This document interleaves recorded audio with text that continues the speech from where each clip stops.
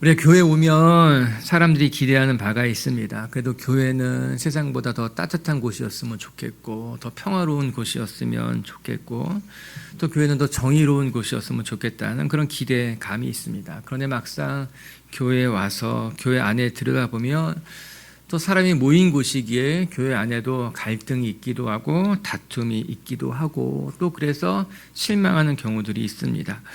교회 다니는 사람들이라면 그래도 서로 더 많이 이해하고 양보하며 살 것 같은데, 또 교회 안에도 다툼이 있는 것이, 갈등이 있는 것을 보면서 교회가 세상과 크게 다르지 않구나, 또 심지어는 교회가 세상보다 더 못한 것 아니야, 그렇게 말하는 사람들도 있더라고요. 그분들의 마음을 전혀 이해 못하는 것은 아니고, 또한 그들의 말이 완전히 틀렸다는 것도 아닙니다. 그러나 우리가 기억해야 될 것은, 교회라고 하는 것이 완전한 사람들이 모이는 곳이 교회가 아니라 부족한 사람들이 함께 모여서 성장하는 곳이 교회라고 하는 거예요.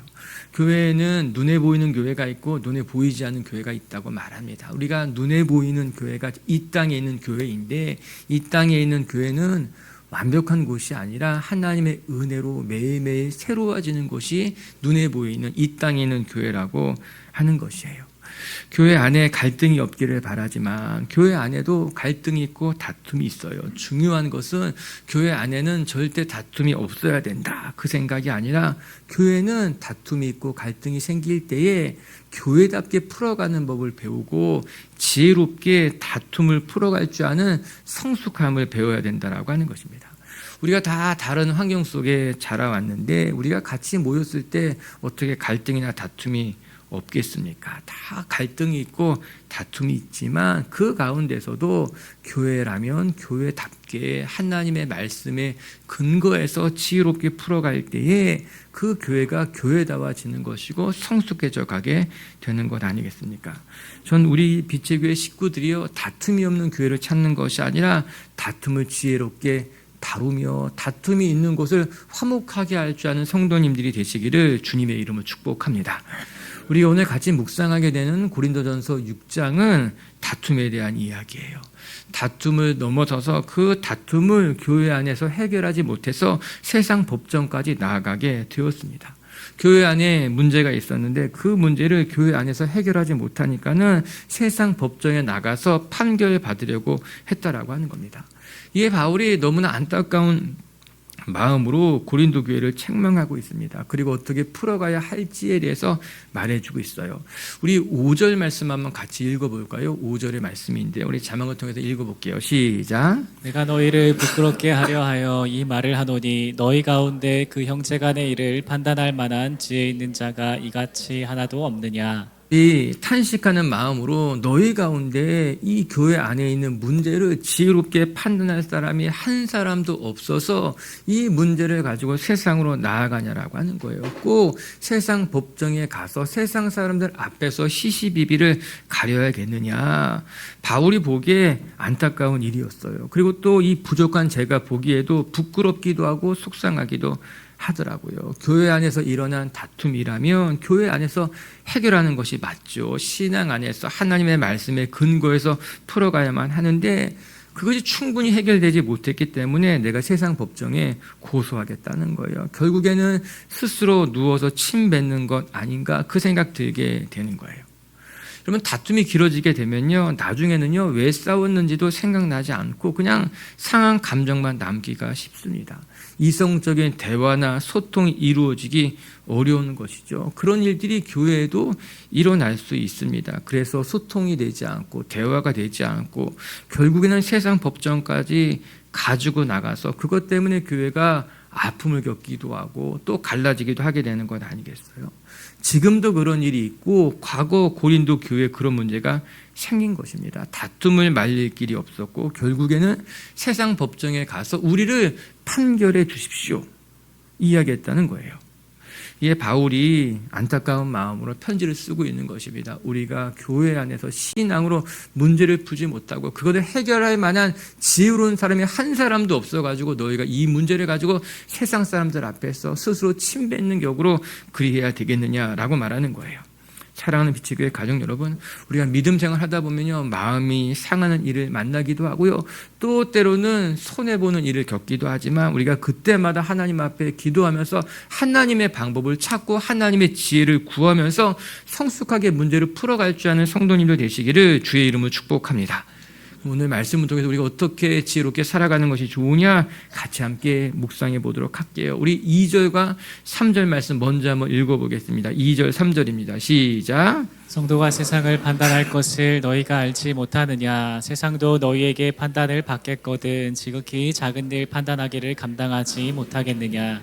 우리가 천사를 판단할 것을 너희가 알지 못하느냐. 그러하거든 하물며 세상 일이냐. 첫 번째, 교회 안에 다툼과 분쟁이 있을 때에 우리는 항상 말씀이 원칙이 되고 기준이 되어서 자신을 돌아보는 것이 필요하다라고 하는 것입니다. 우리가 먼저 읽었던 2절과 3절의 말씀에 바울은 하나님의 사람들이 세상을 판단하고 심판하게 될 것인데 오히려 거꾸로 우리가 세상의 판단을 받으려고 하는 것이 얼마나 어리석은 일이냐. 특히 바울은 심지어는 우리 하나님의 사람들이 천사들까지도 심판하게 될 것인데 우리가 어떻게 세상 사람들 앞에 심판받아야 되겠느냐. 가당키 난 일이냐. 그렇게 책망하고 있는 거예요. 전 말씀을 읽으면서 이것은 바울의 마음이 아니라 하나님의 마음이구나 그런 생각이 드는 겁니다. 하나님께서는요, 교회가 세상이 잘못 행했을 때 세상을 책망하고 심판해야지 세상이 교회를 책망하게 하면 안 된다는 것 아니겠습니까? 그런데 안타깝게도 지금 이 시대는 교회가 오히려 세상에게 책망을 받는 것만 같은 거예요. 교회가 세상의 그릇된 길을, 그릇된 일들을 책망하고 심판하고 빛과 소금의 역할을 감당하는 것이 마땅한데 지금 우리의 모습을 보니 오히려 세상이 교회에 안부를 묻는 거예요. 교회 괜찮습니까? 교회 문제 없습니까? 교회가 세상 앞에 책망받는 것 같고 심판받는 것만 같아서 마음이 아픈 거예요.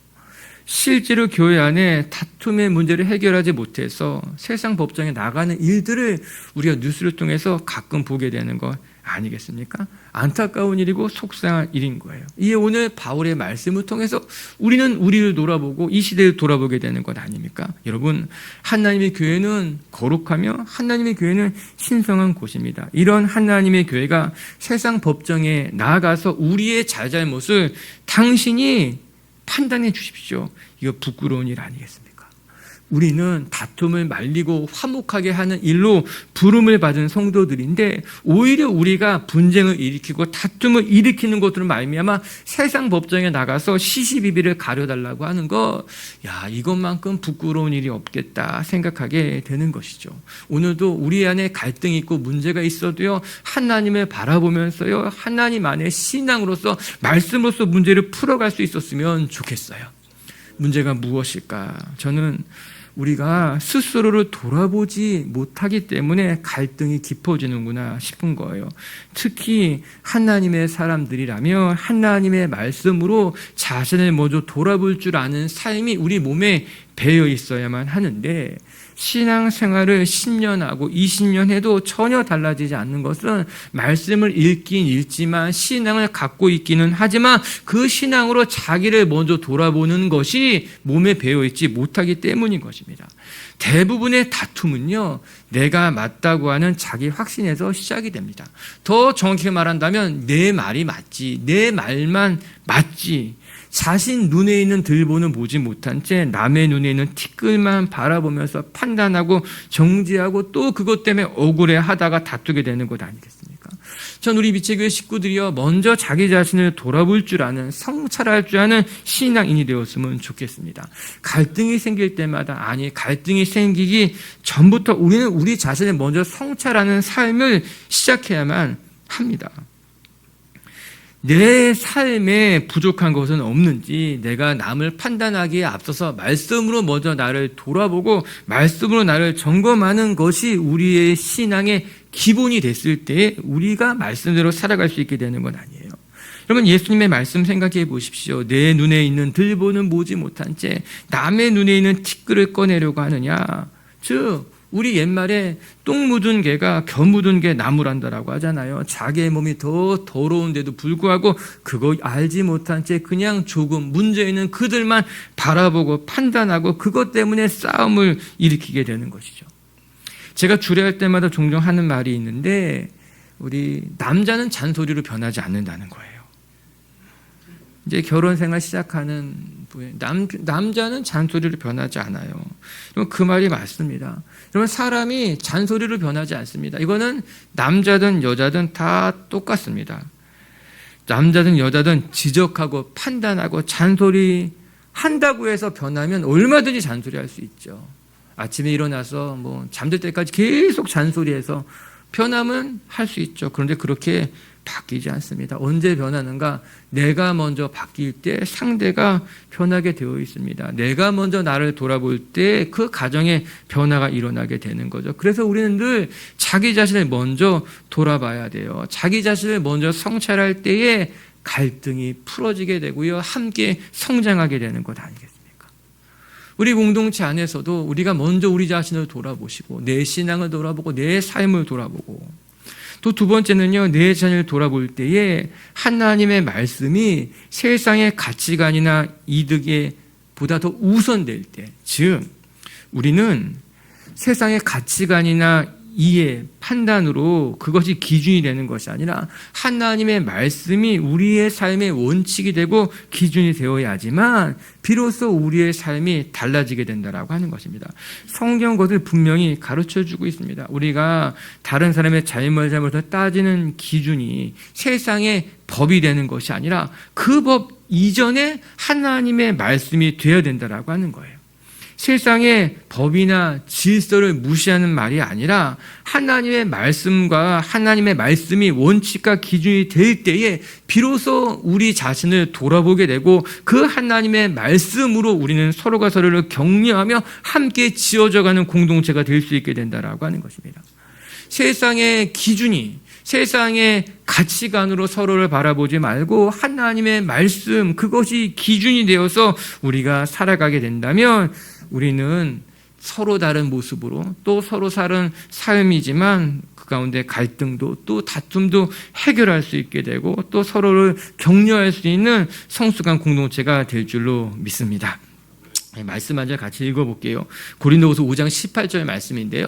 한번 볼까요? 시작. 모든 것이 하나님께로서 났으며 그가 그리스도로 말미암아 우리를 자기와 화목하게 하시고 또 우리에게 화목하게 하는 직분을 주셨으니 하나님의 말씀을 원칙과 기준으로 살아가는 삶이 어떠해야만 하는가? 즉 하나님이 우리를 하나님과 화목하게 하셨으니 이제 우리는 우리 이웃들과 화목케 하는 직분으로 살아가자라고 하는 거예요.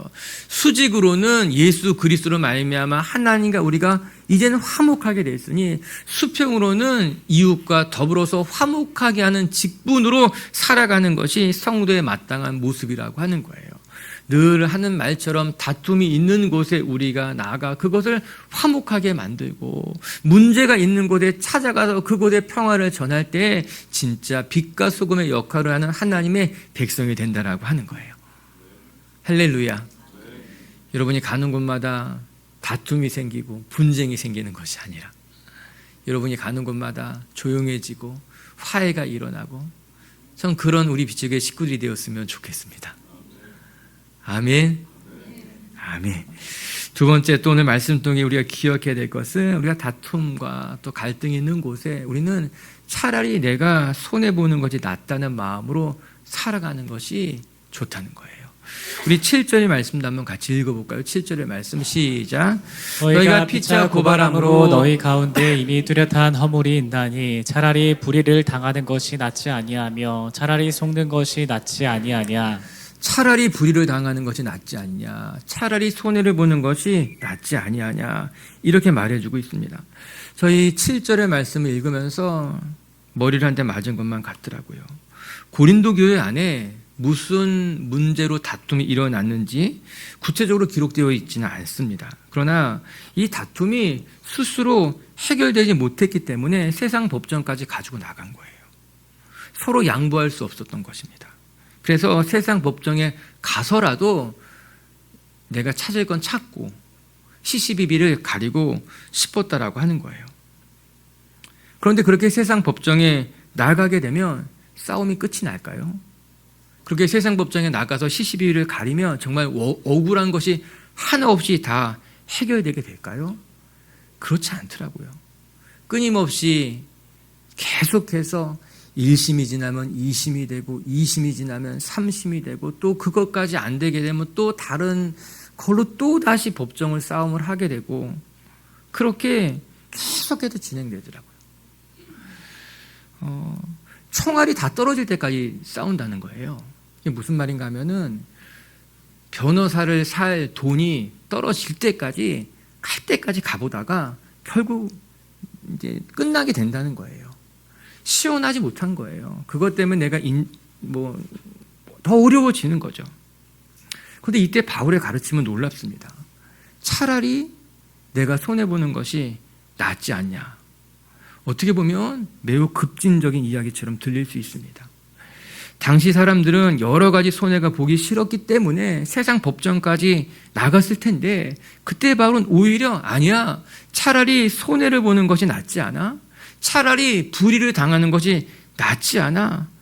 굳이 세상 법정까지 나가서 예수님을 믿는 사람들이 그것 때문에 싸우고 그것 때문에 분란을 일으키는 것이 아니라 차라리 손해보는 것을 선택하자. 차라리 불의를 당하는 것이 낫지 않겠냐. 그렇게 이야기하고 있는 거예요. 여러분 어떻게 생각하십니까? 그런데 바울의 고백이 맞지 않습니까? 세상 법정까지 간다는 것은 개인에게도 교회에게도 큰 상처가 되는 일이겠죠. 단지 그들만의 다툼이 아니라 사실 교회 안에 다툼이 일어나게 되면요.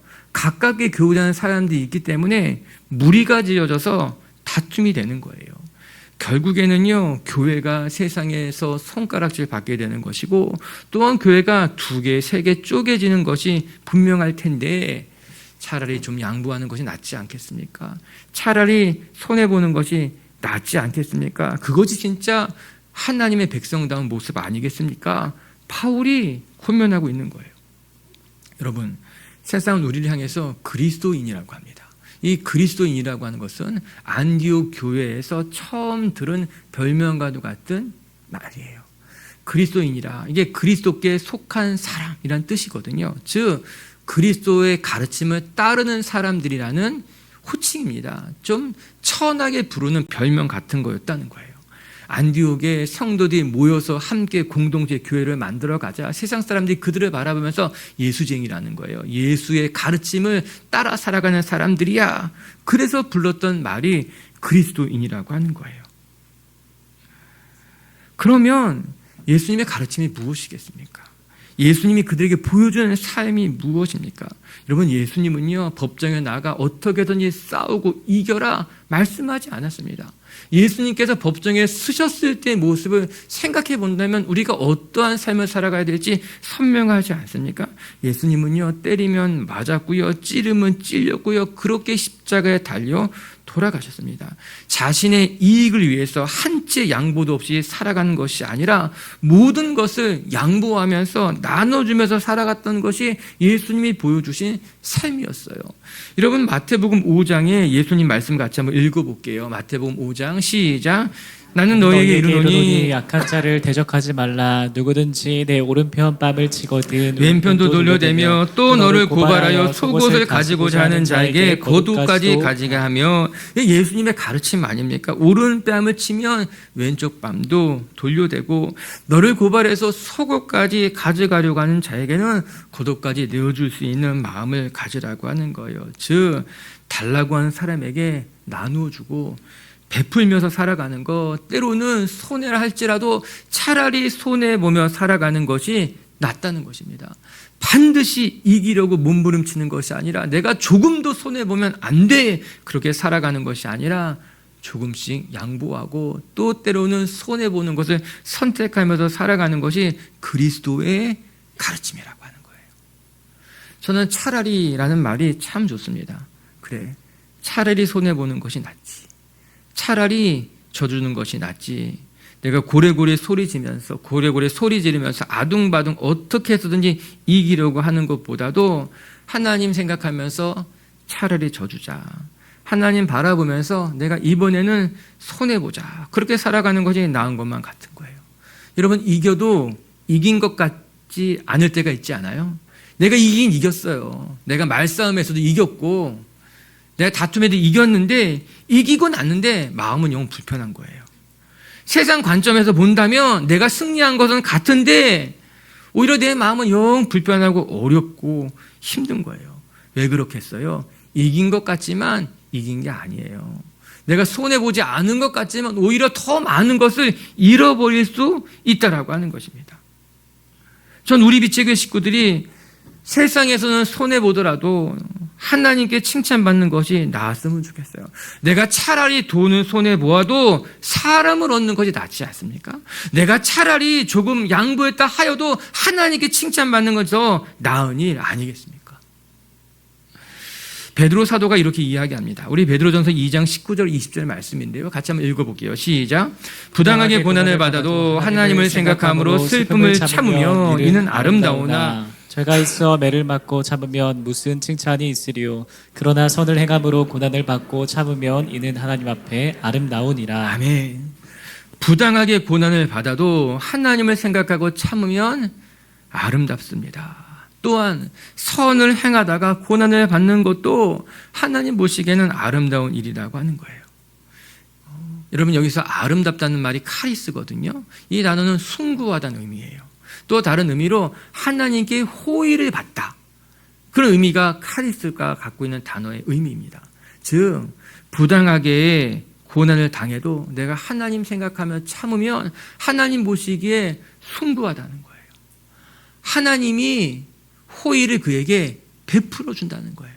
내가 선을 행하다가 속상한 일을 당해도 참으면 하나님이 그의 삶을 아름답게 숭고하게 바라보시고 더 나아가서 하나님이 그의 삶에 호의를 베풀어 주신다는 것입니다. 무슨 말이겠습니까? 내가 부당하게 고난을 당해도 하나님을 생각하고 차라리 참으면, 차라리 손해보면, 차라리 불의를 당하면 하나님이 그를 숭고하게 여길 뿐만 아니라 그에게 호의를, 은혜를 베풀어 주시고 갚아주시고 돌봐준다라고 하는 거예요. 소탐대실이다. 작은 것은 얻었지만 나중에 보니 큰 것을 잃을 수 있는 거예요. 그러나 우리가 차라리 하나님을 생각하며 참고 양보하면 지금은 잃는 것 같아도 나중에는 하나님이 우리의 삶을 더 선하게, 더 아름답게 그렇게 일구 가는 것을 경험하게 된다라고 하는 것입니다. 할렐루야.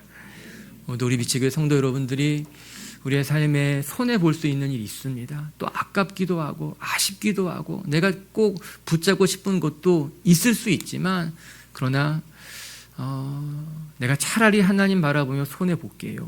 내가 하나님 바라보면서 양보할게요. 그렇게 내려놓을 때에 여러분의 삶을 선하게 더 아름답게 만들어 가시는 인생이 되시기를 주님의 이름으로 축복합니다.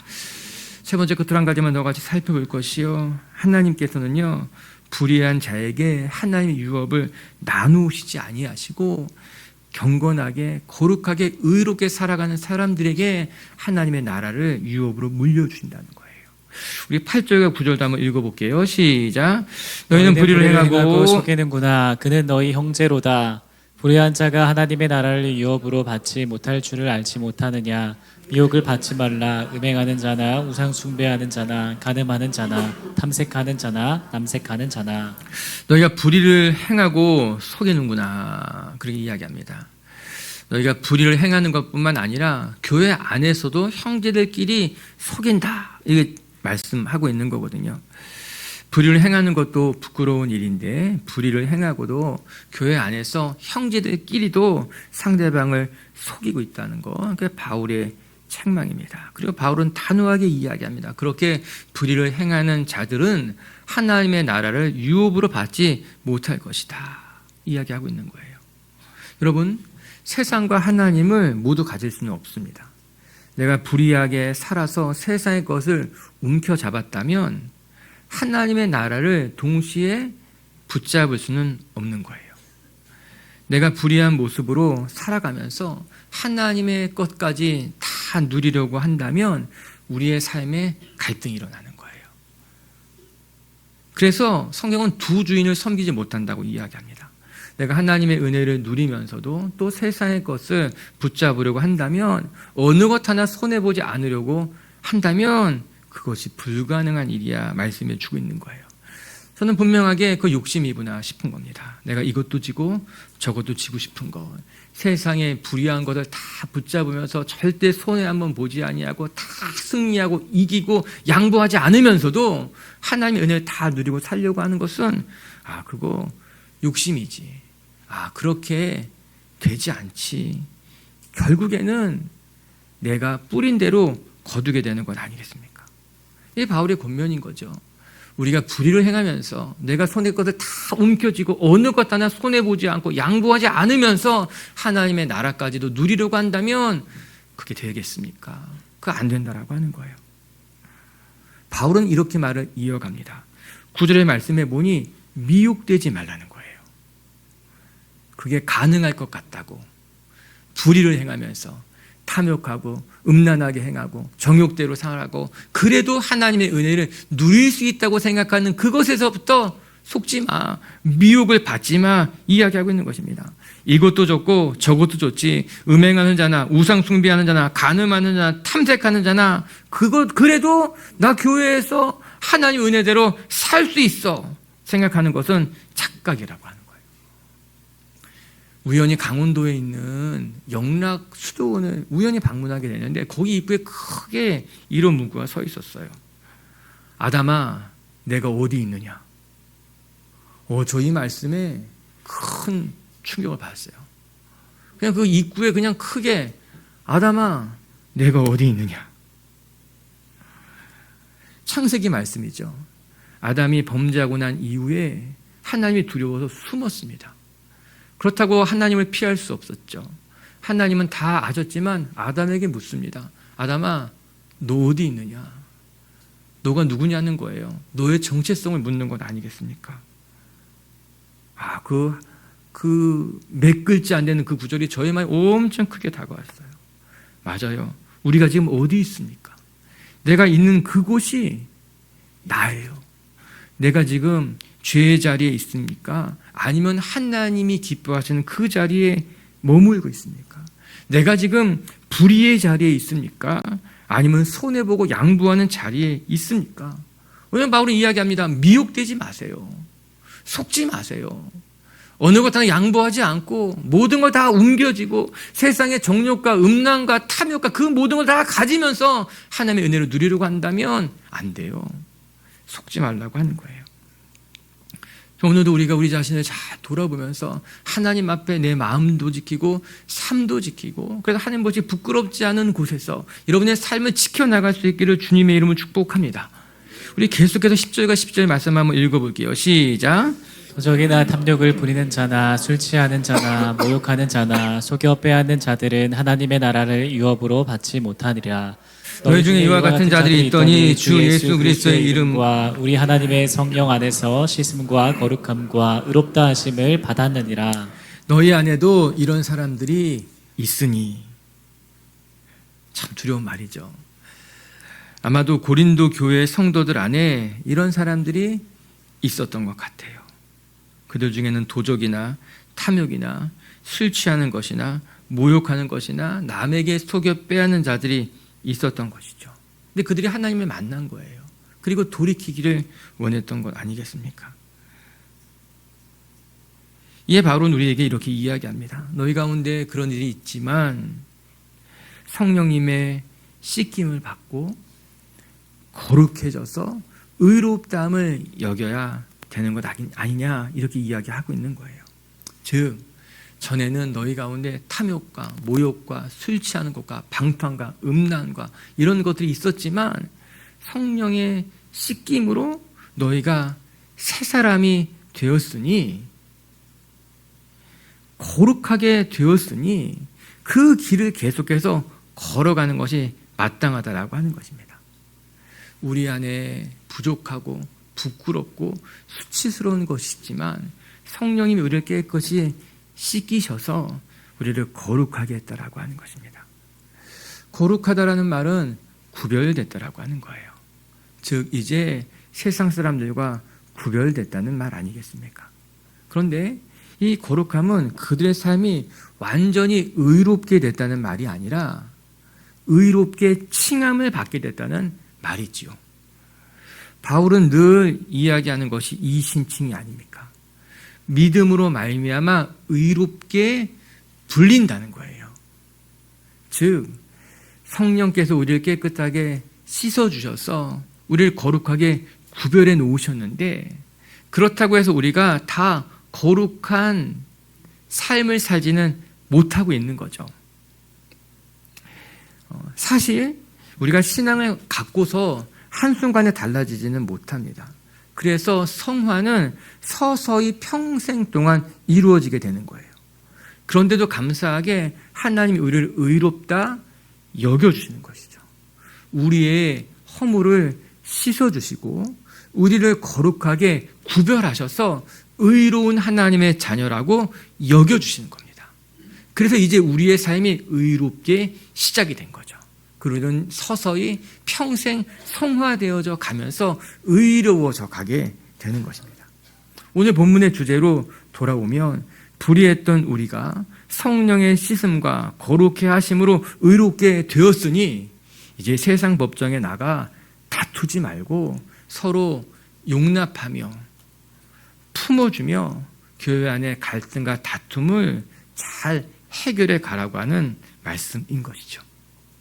사랑하는 빛의 교회 가정 여러분, 오늘도 우리의 삶이 연약합니다. 그래서 우리가 다 거룩하게 살지는 못합니다. 하지만 우리를 의롭다 여겨주신다는 것 기억하면서 오늘도 이 세상 속에서 이런저런 많은 갈등의 요소들과 관계를 만나지만 하나님의 백성답게 때로는 손해를 보기도 하고 또 때로는 불의를 멀리하면서 신앙을 지켜나가고 여러분이 머문 가정, 일터, 공동체를 지켜나갈 수 있는 분들 되시기를 주님의 이름으로 축복합니다.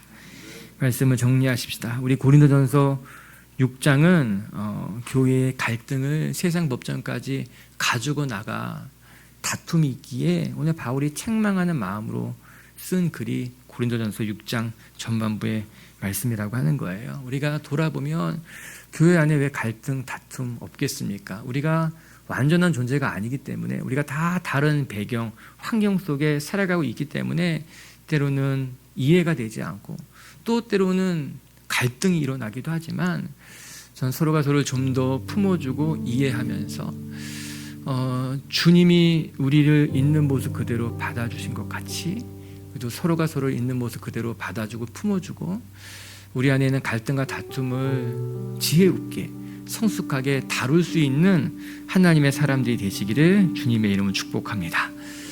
첫 번째, 오늘 말씀을 기억할 거, 다툼이 있는 곳에 우리는 항상 하나님의 말씀이 원칙이 되고 기준이 되어서 자기 자신을 돌아봐야 된다고 하는 거예요.